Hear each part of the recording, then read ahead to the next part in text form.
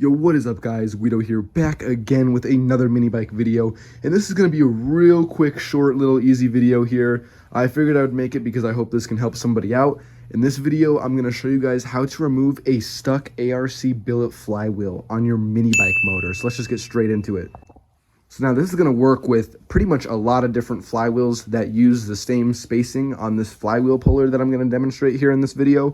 But I'm pretty much just going to show you guys how to remove a flywheel, how to take it off with this flywheel puller, and also how to lap it and reinstall it. I figured it would just be a real quick, good little video to demonstrate here. And I'm going to be using OMB Warehouse's billet flywheel puller. Now with the stock flywheels that come on these Predator 212s, usually you can get like a pry bar behind it and kind of pound on the crankshaft and that'll come off. There's not really, I don't think, another way to really do that unless you have a really big like pulley puller or something like that that you could put on there. But as far as these ARC flywheels go, there is a designated tool that you can use that makes this job super simple and easy. And that is this puller. Pretty much there's threads on it that thread into the flywheel, and this big chunk of metal pretty much goes up against the crankshaft, and you just tighten down the nuts that are on there, and you know, with the nuts tightening down on that metal block, it's gonna pretty much forcefully pull that flywheel off that crankshaft. You know, this gets torqued down pretty tight, so of course it's gonna be stuck on there. So I'm pretty much gonna show you guys how to use that in this video. Now here is my 19mm socket I'm going to use to remove this nut here, holding on the crankshaft here. Just like that.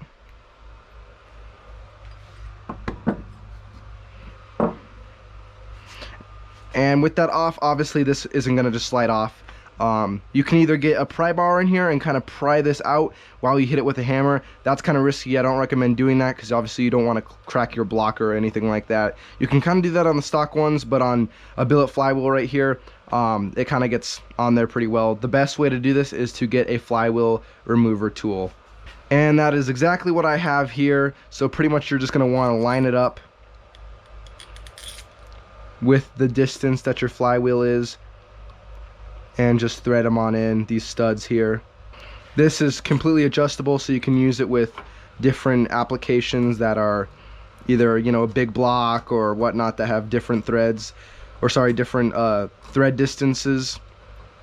And these nuts here that are holding this on are actually a 13mm, so I'm going to take my 13mm ratcheting wrench, and you're just going to kind of slowly tighten it back and forth. I'm switching on over to my impact gun here. And you can see I just hit it and it went out. You can see it's completely loose. So this thing works perfect here. And then you can just untwist the stud once you're done with it. It just twists into the flywheel. And just like that, it's off. And now your flywheel can come on off. Alright, now what I'm going to go ahead and do is I'm going to lap my flywheel. Now you do this when you go ahead and buy like a brand new billet flywheel. You always want to lap the flywheel to the crankshaft when you have a brand new flywheel and you're installing it, just so everything is nice and smooth, and it is a nice smooth transition from the flywheel to the crankshaft. Now the reason why I'm doing it here is just because it's not going to hurt whatsoever. And I noticed when I pulled this flywheel off, it just seemed like the crankshaft was just kind of rough and grimy where it was. So that's why I decided to relap the flywheel again. And it is a super easy process, and I'm going to show you guys how to do that right now. So what I'm going to go ahead and do is I'm going to remove this keyway that's in here real quick first. So I'm just using my hammer here with my little pick, and I'm just gently tapping out the little keyway there, and you can see it pretty much came out. And you can see just like that, the keyway is out. So now what I can do is I can put some valve grinding compound on here and twist the flywheel back and forth and make sure this is a nice smooth surface for the flywheel to go on. So you obviously don't want to put a bunch of this stuff on there, but just a little bit, just enough so it, say probably just a glob, just about like that on there. And then what we'll do, we'll just take our flywheel here. Obviously there's no keyway or anything installed in this, so it can just spin back and forth freely. I'm gonna go ahead and clean the inside out of this real quick, and then I can put it on there. All right, before I slide this on, I'm gonna kind of just spread this out a little bit. And then you just take your flywheel, slide it on.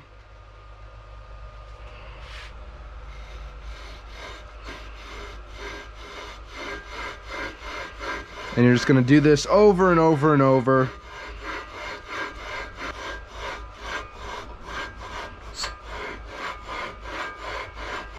All right, and with that, you can pull your flywheel off and then clean up all this valve grinding compound. Make sure you clean this stuff up good. You obviously do not want this on there. Make sure where your keyway goes is nice and clean. All right, and would you look at that? It's nice, smooth, way better than what it was before, that is for sure. Now I'm gonna go ahead and clean the inside of the flywheel. Now what you can go ahead and do, once your crankshaft is all clean and your flywheel is all clean, you can go ahead and put in your keyway. Then you can go ahead and take your flywheel. You can see it's all nice and clean, ready to go, and just slide it on over. So then you can go ahead and grab your flywheel cup, and the little indentation there goes into the little indentation there on the flywheel. So that just slides on in there. Make sure it's lined up, and then you can just get your nut and twist your nut onto the crankshaft. What I'm gonna do is now I'm gonna go ahead and torque down my flywheel. Now what I did before, originally I didn't have any tools like this, so what I did is I just, you know, gave it the good old impact.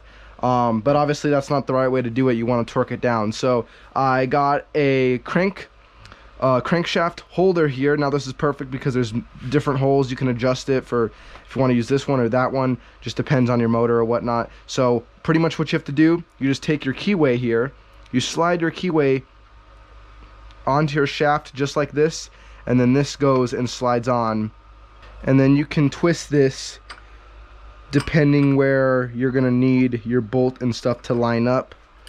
So I'm gonna have it right there. Now you just take one of your chain guard bolts here, and you can just line up pretty much where this is gonna go. Thread your bolt on in there, just like that, and now this is gonna hold that crankshaft in there. So you can go ahead, flip your motor around, and now you can fully tighten this nut all the way around, because what would happen normally is if you try to tighten this, you can see it'll move. You can't tighten it, it'll just spin. But with this being in there, you can see it pretty much completely locks it on in there. So now you can go ahead and tighten this down all the way.